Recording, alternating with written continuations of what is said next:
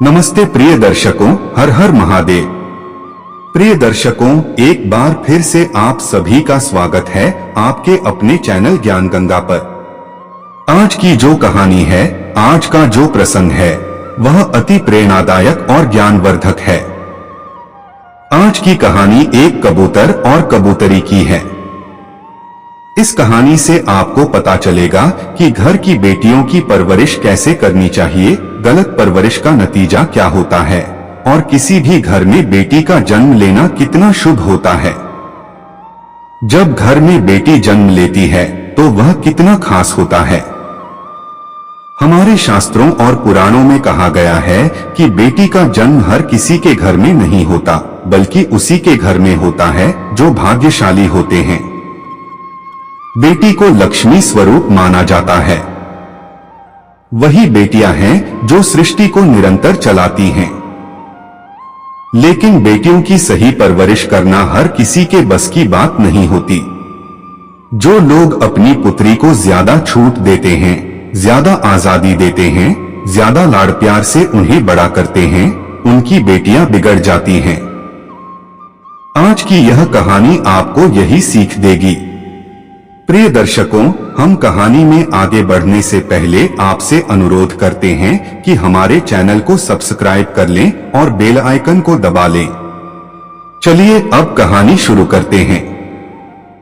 प्राचीन काल की बात है। एक जंगल में एक कबूतर और कबूतरी बैठे हुए थे। ठंड का मौसम था, रात बहुत ठंडी थी। तभी कबूतरी कबूतर से कहने लगी, पिया जी, आज की रात कैसे कटेगी?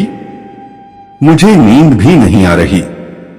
आज सर्दी बहुत ज्यादा है। कबूतरी ने कहा, आप कोई ऐसी कहानी सुनाइए कि मेरा मन भी लगा रहे और रात भी कट जाए। कबूतर कहानी सुनाना शुरू करता है। वह कबूतरी से कहता है, प्रिय, तुम ध्यान से सुनो। बहुत ही सीख देने वाली और प्रेरक कहानी मैं तुम्हें सुनाने जा रहा हूं। यह कहानी एक साहूकार और उसकी बेटी की है। कबूतरी बड़े ध्यान से सुनने लगती है और कबूतर कहानी शुरू करता है। प्रिय दर्शकों, इस कहानी के अंत में कबूतर ऐसी 5 बातें बताता है जो आपके जीवन में बहुत काम आएंगी।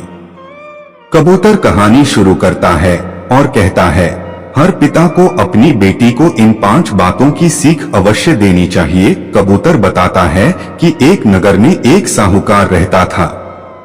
साहूकार के 2 बेटे थे, लेकिन कोई बेटी नहीं थी। उसे बेटी की बहुत चाह थी। वह चाहता था कि उसके घर में लक्ष्मी का जन्म हो। प्रिय दर्शकों, उसने बड़े दान धर्म किए, मन्नतें मांगी, पूजा अनुष्ठान किए और आखिरकार उसकी प्रार्थना भगवान ने सुन ली। उसे पुत्री रत्न की प्राप्ति हुई। आगे कबूतर कहता है कि जब बेटी ने जन्म लिया तो साहूकार के घर में बड़ा हर्षोल्लास का माहौल था। बेटी सबकी लाडली बन गई। साहूकार अपनी बेटी से इतना प्रेम करता था, इतना लाड़ प्यार करता था कि उसकी कोई सीमा नहीं थी। बेटी को कुछ मांगने की जरूरत ही नहीं पड़ती थी। उससे पहले ही साहूकार उसकी हर इच्छा पूरी कर देता था। प्रिय दर्शकों, हर चीज उसके सामने हाजिर हो जाती थी। साहूकार के इस लाड़ प्यार ने उसकी बेटी को इतना बिगाड़ दिया कि वह मनमानी करने लगी। वह किसी की बात नहीं सुनती थी। उसे बैठे बिठाए सब कुछ मिल रहा था, इसलिए किसी काम में उसका मन नहीं लगता था। प्रिय दर्शकों, यह कहानी कबूतर कबूतरी को सुना रहा है और कबूतरी बड़े ध्यान से सुन रही है। आगे कबूतर बताता है कि वह लड़की बहुत देर तक सोती रहती थी, घर के नौकरों का अपमान करती थी। घर वाले कुछ कहते तो वह उल्टा उन्हें ही सुना देती थी। थोड़ी बड़ी होने पर वह दिन भर जवान लड़कों के साथ घूमती थी, देर रात को घर लौटती थी। साहूकार की बेटी थी, इसलिए पैसे की कोई कमी नहीं थी। अपने इशारों पर दूसरों को नचाना उसे अच्छा लगता था। साहूकार की पत्नी साहूकार से कहने लगी, तुमने इस लड़की को बिगाड़ दिया है। लेकिन साहूकार अपनी पत्नी को यह कहकर चुप करा देता, एक ही तो बच्ची है। उसे लाड़ प्यार न करूं तो किसे करूं? वह अभी छोटी है, वक्त आने पर सुधर जाएगी। प्रिय दर्शकों, अपनी बेटियों से प्यार जरूर करना चाहिए, उनका ख्याल रखना चाहिए, उनकी हर जरूरत पूरी करनी चाहिए, लेकिन इतना लाड़ प्यार भी नहीं करना चाहिए कि वह बिगड़ जाए और अपना जीवन बर्बाद कर ले। लेकिन साहूकार अपनी बेटी के प्यार में इतना अंधा हो गया था कि उसे कुछ दिखाई नहीं देता था। उसे सिर्फ अपनी बेटी ही दिखाई देती थी। उसे कभी ख्याल नहीं आया कि यह बेटी जो है उसे एक दिन पराए घर जाना है। बेटी को पराया धन इसलिए कहते हैं क्योंकि उसे दूसरे घर जाना ही पड़ता है। साहूकार इस बात को भूल गया था। वह अपनी बेटी से इतना प्यार करता था कि उसे कभी डांटता भी नहीं था। अगर कोई दूसरा व्यक्ति डांटता तो वह उल्टा उनसे लड़ता था, उन्हें रोकता था। वह कहता, यह अभी बच्ची है, सुधर जाएगी। प्रिय दर्शकों, अपनी बेटी की परवरिश हमें सही तरीके से करनी चाहिए। उसे अच्छे संस्कार देने चाहिए। हर माता पिता को ध्यान रखना चाहिए कि अपनी बेटी को एक दिन घर से विदा करना ही है।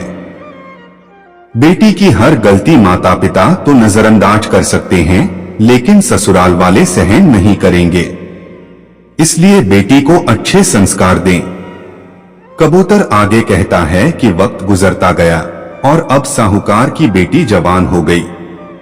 अब साहूकार को चिंता सताने लगी कि बेटी एक दिन हमें छोड़कर ससुराल जाएगी। कोई अच्छा सा घर या अच्छा सा रिश्ता ढूंढकर उसकी शादी करनी पड़ेगी। हर बेटी के माता पिता यही चाहते हैं कि उनकी पुत्री की शादी अच्छे घर में हो और उसका घर अच्छे से बस जाए। अब साहूकार इसी चिंता में डूबा रहने लगा था। वह अपनी बेटी के लिए अच्छे अच्छे रिश्ते ढूंढता, अच्छे रिश्तों की तलाश में रहता। कई दिनों बाद आखिरकार उसे एक अच्छा रिश्ता मिल गया। साहूकार ने अपनी बेटी की शादी बड़े धूमधाम से कर दी। बेटी को गहनों से लाद दिया और विदा कर दिया। जब उसकी बेटी ससुराल गई तो 15 से 20 दिन बाद उसने अपने पिता को फोन किया और कहने लगी, पिताजी, इसी वक्त आप मुझे लेने आ जाइए। आपने मुझे कैसे नरक में डाल दिया है। मैं यहाँ 1 मिनट भी नहीं रहना चाहती। साहूकार अपनी बेटी की बात सुनकर बहुत परेशान हो गया। वह बहुत दुखी हो गया। साहूकार की पत्नी कहने लगी, रिश्ता तो हमने बिल्कुल सही ढूंढा था। उनका तो एकदम सीधा सादा खानदान है, लेकिन बेटी कह रही है कि नरक में डाल दिया है। आखिर 15 से 20 दिन में ऐसी कौन सी आफत आ गई जिसके कारण बेटी ऐसा कह रही है। साहूकार थोड़ा सोच में पड़ गया। उसकी पत्नी ने कहा, आप जाकर एक बार देखकर आइए कि बात क्या है। बिटिया को भी लेकर आइएगा। प्रिय दर्शकों, अगर किसी बेटी के लक्षण ठीक होते हैं, बेटी सही होती है और उसके संस्कार बिल्कुल सही होते हैं, तो ससुराल में बेटी के पिता को बड़ा मान सम्मान दिया जाता है, उसका आदर किया जाता है। लेकिन जब साहूकार अपनी बेटी के ससुराल पहुंचा तो उसे कोई मान सम्मान नहीं मिला। कोई उसकी आवभगत करने नहीं आया, किसी ने उसे सम्मान भी नहीं दिया। साहूकार जब वहां पहुंचा तो सबसे पहले उसे उसकी समधन यानी उसकी बेटी की सास मिली। वह समधन से बात करने लगा, लेकिन समधन ने मुंह मोड़ लिया, कोई बात नहीं की। साहूकार फिर अपने समधी से मिला, उनसे बात करने गया, लेकिन उन्होंने भी कोई जवाब नहीं दिया। फिर साहूकार अपनी बेटी के जेठ से मिला, उसने भी बात करने से इनकार कर दिया। मान सम्मान तो दूर की बात, कोई उससे ठीक से बात करने को भी तैयार नहीं था। आखिरकार साहूकार अपने दामाद से मिलने अंदर पहुंचा। दामाद ने कहा, अपनी बेटी को ले जाओ, हमें इसकी जरूरत नहीं है। ऐसी बिगड़ी औलाद तुमने पैदा की है, हमारे घर को नरक बना दिया है। इसे तुरंत इसी वक्त यहां से ले जाओ। जो तुमने दहेज वगैरह दिया है वह भी वापस ले जाओ, हमें उसकी जरूरत नहीं है। साहूकार दामाद की बात सुनकर बहुत दुखी हुआ। वह अपनी बेटी के कमरे में गया और उससे पूछा, बेटी क्या बात हो गई है? साहूकार की बेटी ने पिता से कहा, पिताजी मुझे इस नरक में नहीं रहना है। अगर आप मुझे जिंदा देखना चाहते हैं तो इस नरक से मुझे निकालो। अभी इसी वक्त मुझे यहाँ से ले चलो। बेटी की बात सुनने के बाद साहूकार उसे साथ लेकर घर के लिए निकल पड़ा। निकलते समय भी बेटी के ससुराल वाले बात करने नहीं आए। साहूकार बेटी को लेकर अपने घर रवाना हुआ। प्रिय दर्शकों, कबूतर यह कहानी कबूतरी को सुना रहा है और कबूतरी बड़े ध्यान से सुन रही है। आगे कबूतर कहता है कि रास्ते में साहूकार ने बेटी से पूछा, बेटी एक बात बताओ, तुम्हारी सास कैसी है? उनका बर्ताव कैसा है? बेटी ने कहा, पिताजी उनकी बात तो पूछिए ही मत। वह एकदम डायन है। उसने मेरा जीना हराम कर दिया था। ऐसी डायन के घर में आपने मेरी शादी की है। वह हर वक्त मुझे परेशान करती थी।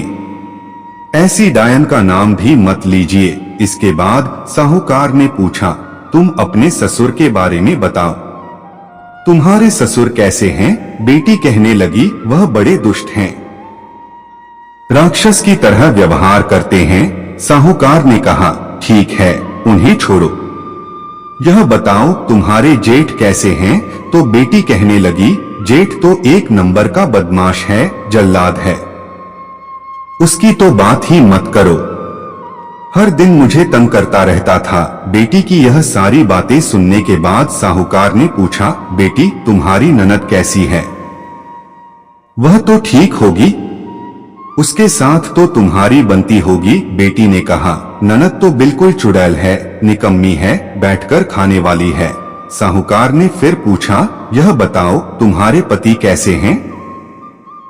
हमारे दामाद तो बिल्कुल सीधे साधे हैं, वह तो तुमसे बहुत प्रेम करते होंगे। साहूकार की बेटी ने कहा, वह तो बड़े दुष्ट स्वभाव के हैं, बिल्कुल यमराज हैं, उसने मेरा जीना हराम कर दिया, एक भी दिन मुझे खुशी से रहने नहीं दिया।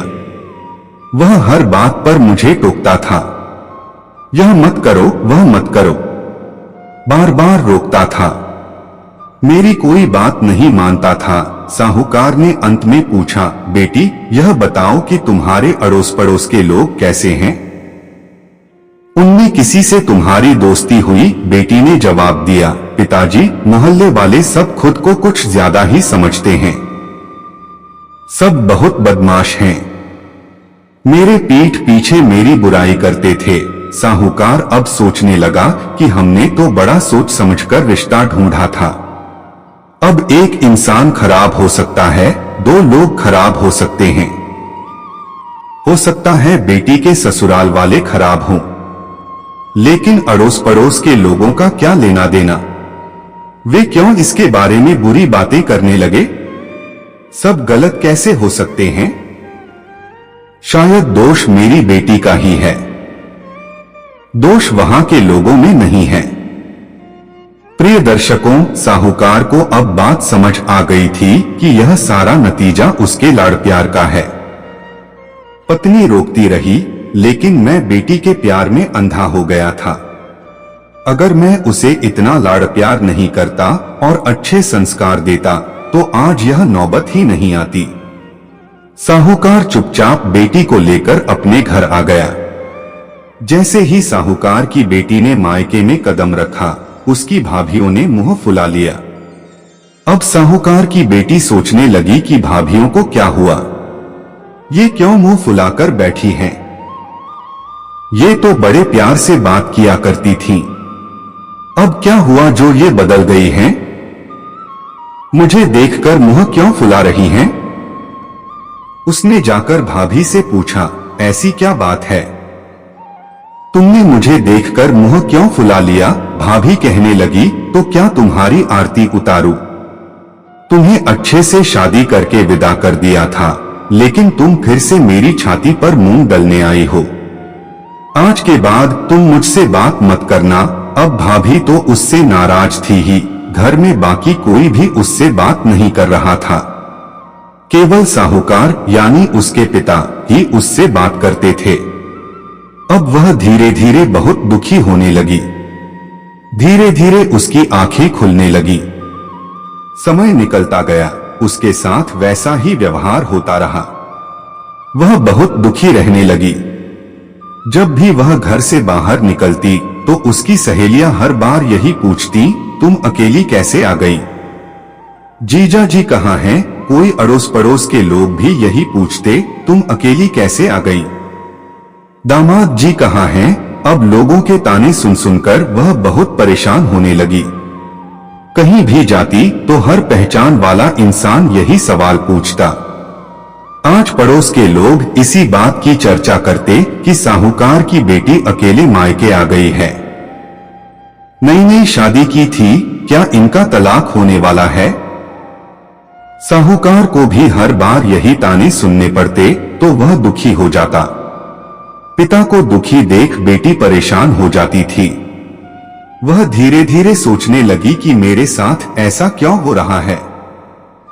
उसे धीरे धीरे समझ में आने लगा कि सारी गलती की जड़ मैं ही हूं। मेरी ही गलती के कारण आज मेरे पिता का सिर शर्म से नीचे झुक गया है। वह दुखी रहने लगे हैं। फिर भी वह अपने ससुराल जाने के लिए तैयार नहीं थी। वह यही कहती थी, पिताजी अच्छा होता कि मैं कुंवारी रह जाती। मेरी शादी ही नहीं होती तो बहुत अच्छा होता। फिर एक दिन साहूकार अपनी बेटी के कमरे में गया। उसने देखा कि बेटी बड़ी चिंता में है, बहुत दुखी बैठी है। वह बेटी के पास गया और पूछा, बेटी क्या बात है? आज बड़ी परेशान दिखाई दे रही हो। बेटी ने कहा, पिताजी हाँ मैं बहुत दुखी हूँ। आप मेरी शादी नहीं करते तो मैं यहीं सुख से रहती, लेकिन मेरी शादी करके आपने मुझे दुखों के कुएं में धकेल दिया। अब मैं क्या करूं? मुझे समझ नहीं आ रहा। मेरा ससुराल नरक के समान है। वहां जाऊं भी तो कैसे जाऊं? और यहां भी कोई मुझसे ठीक से बात नहीं करता। माँ बात नहीं करती, भाभी भी बात नहीं करती, भाई बात नहीं करते।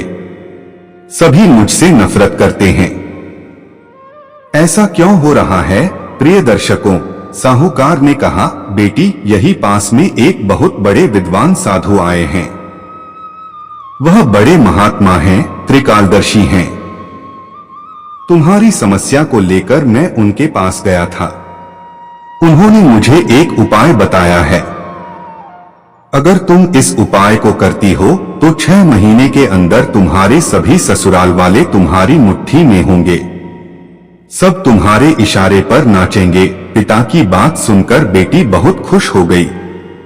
वह पूछने लगी, क्या सिर्फ 6 महीने में ससुराल वाले मेरी मुट्ठी में आ जाएंगे? पिता बोले, हाँ 6 महीने में तुम्हारी मुट्ठी में आ जाएंगे। वह कहने लगी, पिताजी जल्दी से मुझे वह उपाय बताइए, मैं उसे जरूर करूंगी। साहूकार ने बेटी को उपाय बताया। 6 महीने तक एक मंत्र का जाप करना है और साधना करनी है। अगर तुम इस उपाय को करती हो तो केवल 6 महीने में तुम्हारे सभी ससुराल वाले, तुम्हारे पति, जेठ, ससुर और सास सब तुम्हारी मुट्ठी में होंगे। तुम्हारे इशारे पर नाचेंगे। जैसा तुम कहोगी वैसा ही करेंगे। तुम घर की रानी बन जाओगी, उस घर की मालकिन बन जाओगी। बेटी बहुत खुश हुई, लेकिन कहने लगी, पिताश्री यह तंत्र मंत्र वाला काम मुझसे नहीं होगा। कोई सरल साधारण रास्ता मुझे बताइए। साहूकार ने कहा, ठीक है बेटी, अगर तुम मंत्र का जाप नहीं करना चाहती तो मंत्र का जाप मैं करूंगा। तुम सिर्फ साधना कर लेना। बेटी ने पूछा, साधना कैसे करनी है? तो साहूकार बताने लगा, तुम्हें 6 महीने तक मितभाषी रहना होगा। बिल्कुल कम या न के बराबर बात करनी होगी। अपने काम से काम रखना होगा। तुमसे कोई भी कुछ कहे तो तुम्हें बिल्कुल जवाब नहीं देना है। हर एक की बात सुननी है। हर बड़े व्यक्ति के पैर छूने हैं। यही साधना है। बेटी पूछने लगी, पिताजी 6 महीने ही करना होगा ना? इससे ज्यादा मैं नहीं कर पाऊंगी, साहूकार ने कहा। बस 6 महीने, बस 6 महीने ही तुम्हें यह करना है। बेटी तैयार हो गई। साहूकार उसे लेकर उसके ससुराल चला गया। जैसे ही बेटी ने ससुराल में कदम रखा, सामने उसकी सास खड़ी थी। उसने खूब भला बुरा कहा, आप पहले आए थे, तभी हमने बता दिया था कि तुम्हारी बेटी के लिए यहाँ जगह नहीं है। हमें इसकी जरूरत नहीं है, इसे वापस ले जाओ। ऐसी बिगड़ी औलाद आपने पैदा की है, इसकी हमें जरूरत नहीं है। सास ने न तो उन्हें सम्मान दिया, न आदर से बात की। अपनी सास की ऐसी हरकत देखकर बेटी को बहुत गुस्सा आया, लेकिन साहूकार ने बेटी को इशारों में समझाया, बेटी तुम्हें साधना करनी है, उसके नियमों का ध्यान रखो। 6 महीने तुम्हें मितभाषी रहना है, झगड़ा नहीं करना है। जो कोई भी कुछ कहे, सबकी आज्ञा का पालन करना है। तुम अपने कमरे में जाओ। प्रिय दर्शकों, कहते हैं कि बेटी के पिता को हमेशा सिर झुकाकर रहना पड़ता है। तो उसने समधन की सारी बातें सिर झुकाकर सुनी और फिर कहा, बहन जी, गलती हर इंसान से होती है, इससे भी गलती हुई है, इसे एक मौका जरूर दीजिए। अब यह सुधर गई है, अब पूरी तरह से बदल चुकी है।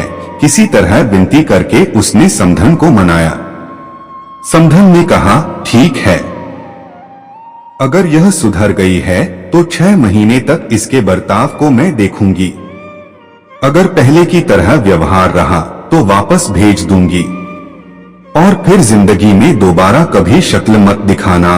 साहूकार ने उसकी बात स्वीकार कर ली और कहा, ठीक है, आप 6 महीने तक इसे अपने घर में रखिए। अब इसका बर्ताव देखिए, यह बिल्कुल शांत स्वभाव की हो गई है, बिल्कुल सुधर गई है। साहूकार अपनी बेटी को उसके ससुराल में छोड़कर वापस चला गया। बेटी फिर से अपने ससुराल में रहने लगी और साधना वाली बात बिल्कुल नहीं भूली। वह सुबह जल्दी उठती, नहा धोकर रसोई में जाकर काम में लग जाती, अपनी सास के पैर छूती। सास को बड़ा आश्चर्य हुआ कि कुछ दिनों पहले तो यह अकड़ दिखाती थी, किसी की एक नहीं सुनती थी, हम पर हुक्म चलाती थी, बैठे बिठाए खाती थी, लेकिन आज यह मेरे पांव कैसे पड़ रही है। वह बड़ी अचंभित हो गई। साहूकार की बेटी सास के पांव छूकर कहती, माँ जी, मुझे आशीर्वाद दीजिए, आपका आशीर्वाद मेरे लिए बहुत महत्वपूर्ण है। अगर आप मुझे आशीर्वाद देंगी तो मेरी साधना सफल हो जाएगी। सास ने उसे आशीर्वाद दिया, बेटी तुम खुश रहो, तुम्हारी जो भी साधना है वह सफल हो। प्रिय दर्शकों, इस तरह वह अपने घर में रहने लगी। एक दिन वह अपने ससुर के लिए चाय बनाकर ले जा रही थी। जब ससुर को चाय पकड़ाने गई तो कप उसके हाथ से छूट गया और नीचे गिरकर टूट गया। ससुर उस पर गुस्सा हुआ, उसे डांटने लगा, तुम्हें तमीज तो थी ही नहीं, तुम्हें काम भी ठीक से करना नहीं आता, तुम्हारी यहां जरूरत नहीं है, तुम यहां से जा सकती हो, बिगड़ी औलाद कभी सुधर नहीं सकती। साहूकार की बेटी ने मन ही मन विचार किया, अगर मेरे पिता मंत्र का जाप नहीं कर रहे होते तो इसी कप से मैं इनका सिर फोड़ देती, लेकिन मैं क्या करूं, मैं चुप रहने की साधना कर रही हूं, मेरे पिता मंत्र का जाप कर रहे हैं, इसलिए ससुर की इतनी बात सुननी पड़ रही है।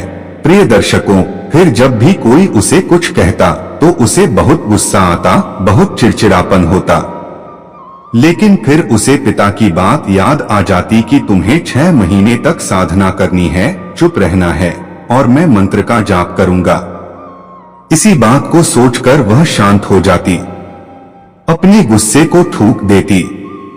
इसी तरह उसने बड़ी मुश्किल से अपने गुस्से पर काबू पाया। धीरे धीरे ससुराल वालों ने स्वीकार किया कि यह सचमुच बदल गई है। उसका घर बार बसने लगा, ससुराल वालों से प्रेम मिलने लगा। 6 महीने बाद वह गर्भवती हो गई और मां बन गई। अब उसकी गृहस्थी बड़े आराम से चलने लगी। प्रिय दर्शकों, इसलिए कहते हैं कि बेटी को बेपनाह लाड़ प्यार करना, उसे सिर पर चढ़ाना बहुत खतरनाक साबित होता है। बेटियों से प्रेम करना ही चाहिए, उनकी हर चीज का ख्याल रखना चाहिए, लेकिन इतना सिर पर नहीं चढ़ाना चाहिए कि वह एक दिन उस पर भारी पड़ जाए और परेशानी आप तक पहुंचे। इससे उसका जीवन बर्बाद हो जाएगा और आप भी सुख से नहीं जी पाएंगे। कबूतर फिर अंत में 5 ऐसी बातें बताता है, उन्हें ध्यान से सुन लीजिए। पहली बात कबूतर कहता है, कबूतरी ध्यान देकर सुनो। पहली बात, प्यार करना सीखो। नफरत को नफरत से नहीं बल्कि प्यार से ही दूर किया जा सकता है, यह पहली सीख है। दुनिया में प्यार ही एक ऐसा एहसास और भावना है जो इतनी शक्तिशाली है कि इससे उदासी, गुस्सा और निराशा दूर हो जाती है। दूसरी बात, चुप रहना सीखो। हमेशा बड़बोलापन अच्छा नहीं होता, कभी कभी चुप रहना भी बुद्धिमानी की निशानी होती है। आपका काम दर्शाता है कि आप कौन हैं। यदि आप अनावश्यक ज्ञान देंगे तो कोई आपका सम्मान नहीं करेगा। इसलिए शांत रहने और अपने आसपास की चीजों पर गौर करने में ही बुद्धिमानी होती है। तीसरी बात, सोच समझकर बोलो। प्रिय दर्शकों, शब्द बहुत ताकतवर होते हैं। सच्चे शब्द दुनिया को बदल सकते हैं, वहीं कड़वे शब्द दुनिया का विनाश करने के लिए काफी होते हैं। शब्दों का हमारे जीवन में बहुत प्रभाव पड़ता है, इसलिए हमें दूसरों से कुछ भी कहते समय बहुत सावधान रहना चाहिए। अगर आप बिना सोचे समझे किसी को दुख देने वाली बात कहते हैं तो यह उस व्यक्ति पर बुरा प्रभाव डाल सकती है, लेकिन अगर आप अच्छे शब्द कहें तो इसे सुनकर सामने वाले में सुधार की गुंजाइश बढ़ जाती है। चौथी बात, जीवन में लक्ष्य तय करो। आपको अपनी महत्वाकांक्षाएं खुद तय करनी होती हैं। आपको जीवन में अपना लक्ष्य तय करना चाहिए। यह आपके लिए कोई और नहीं बल्कि आप स्वयं ही कर सकते हैं। पांचवी बात, किसी पर निर्भर न रहो।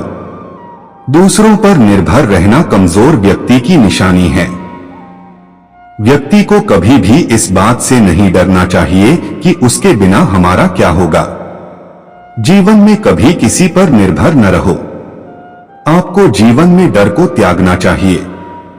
अगर आप इसे पकड़कर बैठे रहेंगे तो जीवन में सब कुछ पीछे छोड़ देंगे। इसलिए डर को दूर करो, क्योंकि डर के आगे जीत है। प्रिय दर्शकों, कबूतर ने कबूतरी को यह 5 बातें बताकर अपनी कहानी समाप्त की। इन 5 बातों पर हर इंसान को अमल करना चाहिए। प्रिय दर्शकों, अपनी बेटी को हमेशा अच्छे संस्कार देने चाहिए, सीमित आजादी देनी चाहिए। हर माता पिता को यह अच्छी तरह से पता होता है कि उनकी पुत्री एक दिन दूसरे घर की होगी। बेटी की हर गलती को माता पिता सह सकते हैं, लेकिन ससुराल वाले कभी सहन नहीं करते। इसलिए बेटी को ऐसे संस्कार देने चाहिए जिससे वह अपनी गृहस्थी अच्छे से चलाए, ससुराल वालों से प्रेम पाए और अपने माता पिता का सिर हमेशा ऊंचा रखे। प्रिय दर्शकों, आपको यह कहानी कैसी लगी? हमें कमेंट करके बताएं और हमारे चैनल ज्ञान गंगा को सब्सक्राइब करें। धन्यवाद।